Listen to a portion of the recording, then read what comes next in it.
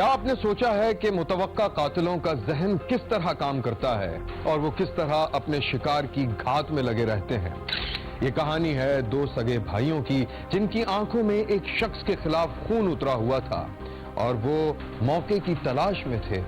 मैं हूं पारस मसरूर और आप देख रहे हैं कोई देखे न देखे, शब्बीर तो देखेगा। कमरे में गुप्त अंधेरा था, सिर्फ कंप्यूटर की रोशनी थी और इस रोशनी के सामने एक शख्स अपने काम में मसरूफ था। उधर शब्बीर ने देखा कि एक नौजवान किसी दूसरे शख्स के कांधे पर सवार होकर उस खिड़की तक पहुंच गया था जहां से कंप्यूटर के सामने बैठे हुए शख्स की पीठ दिखाई दे रही थी। उस पुरस्कार शख्स ने पूरी राजदारी से खिड़की का शीशा खिसकाना शुरू किया, लेकिन जब उसने देखा कि कंप्यूटर पर बैठे शख्स ने गर्दन घुमाने की कोशिश की तो वो तेजी से जमीन पर कूद गया। अब दो शख्स अंधेरे में भागते दिखाई दे रहे थे। कंप्यूटर पर बैठा शख्स घबराकर खिड़की पर पहुंचा और जोर जोर से चिल्लाने लगा। उस शख्स ने खिड़की से कूदना चाहा, लेकिन दीवार की ऊंचाई देखकर रुक गया। फिर वो मुड़ा और उसने कमरे की लाइट जला दी और फिर जल्दी जल्दी लॉग ऑफ करने लगा। उधर वो दोनों पुरस्कार शख्स दौड़ते दौड़ते एक महफूज मकाम पर पहुंच गए। सड़क पर रोशनी थी, वो दोनों फुटपाथ पर बैठे दिखाई दिए। अब तो तुझे यकीन आ गया, देख लिया तूने? अबे यार मुझे कुछ नजर नहीं आ रहा। अब फिर तुझे नजर भी आ जाएगा, तो बेफिक्र हो जा। लेकिन यार हमें फायदा क्या होगा उसको कत्ल करने का? देख, फायदा भी हो जाएगा, बस तू ना उसकी निगरानी कर, समझा? अबे यार वो तो मैं कर ही रहा हूँ, लेकिन यार मेरा ना दिल नहीं मान रहा।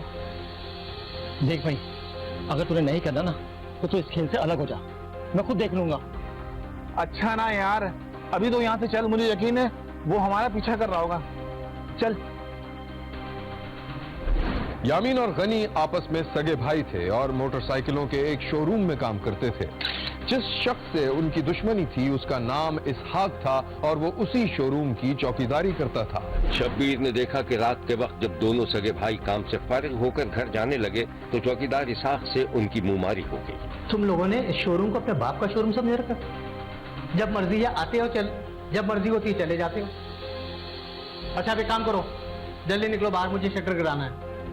मुझे मालूम है ये हमें क्यों भगा रहा है यहाँ से। क्या मालूम है? सर मैं कुछ चोरी कर रहा हूँ यहाँ पे, कोई डाका मार रहा हूँ यहाँ पे, क्या मालूम है तुम्हें? बताओ। अच्छा, ज्यादा ना बकवास करने की जरूरत नहीं है, जा रहे हैं हम। अच्छा बात सुनो, कि तुमने घड़ी वाले को क्या बोल रखा कि तुम हमारे भाई हो? हाँ, कौन सी घड़ी वाले को? अब ज्यादा बने जरूरत नहीं है, जिससे तुमने 20,000 रुपए लिए वो, और वो भी हमारे नाम पर।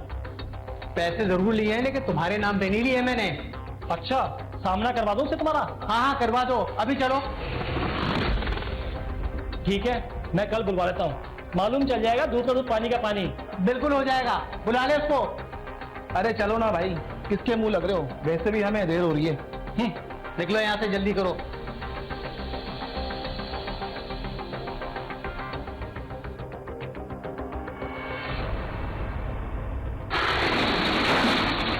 दोनों भाइयों को इसहाक चौकीदार से न सिर्फ ये शिकायत थी कि वो उनके नाम पर कर्ज लेता था, बल्कि गैर इखलाकी सरगर्मियों में भी मुलव्विस था। एक दिन दोनों भाई काम के बाद शोरूम से निकलकर एक ढाबे पर बैठे हुए थे कि एक शख्स ने उन्हें मुखातिब किया। हेलो भाईजान, आप मोटरसाइकिल के शोरूम पे काम करते हैं? हाँ, क्यों खैरियत? ये जनाब आपका चौकीदार है, देखें। हाँ है तो चौकीदार, मगर ये क्या? ये आपके शोरूम पे मोटरसाइकिलें बिकती हैं या कोई और कुछ होता है? भाई मुझे नहीं मालूम, चल जा, तो चलते हैं। सुनो, जा रहे हो ना, चौकीदार से पूछ लेना। हाँ पूछ लूंगा, चल उठो जा। दोनों भाइयों को उस चौकीदार ने एक ऐसी वीडियो दिखाई जिस पर दोनों भाइयों की आंख में खून उतर आया और वो उसका फोन छीनने की कोशिश करने लगे। शब्बीर ने देखा कि चौकीदार इसहाक एक सुनसान रास्ते से गुजर रहा था कि वो दोनों भाई मुंह पर चादर डाले उसके सामने आ गए और उसका फोन लूटने की कोशिश की। यार भाईजान बात सुनना, ये रास्ता कहाँ जा रहा है? भाई मैं भी यहाँ नया हूँ, मुझे नहीं पता। भाई ये मोबाइल जो ना हमारे हाथ कर दे। वो बहुत से शोर मत करना, वरना गोली मार दूंगा।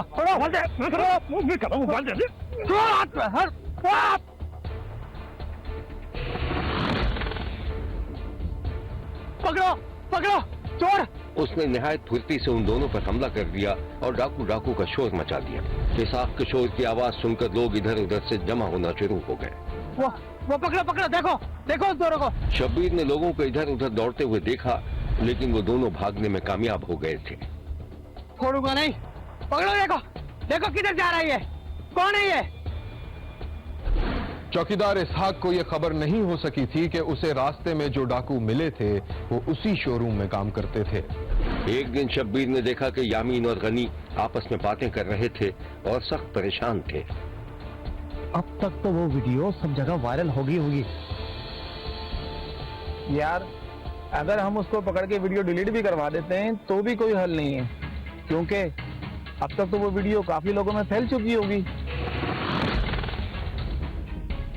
अब इसका एक ही रास्ता है, उसको रास्ते से खत्म कर देते हैं। नहीं नहीं, अभी ये बेवकूफी नहीं करनी, पहले मुझे जरा उससे बात करने दो, फिर देखता हूँ वो क्या कहता है। ठीक है, बात करके देख लो, लेकिन एक बात बता दूं, कोई फायदा हासिल नहीं होगा, कोई हल नहीं है इसका। बात तो करने दो मुझे पहले उससे। ठीक है, बात कर लो।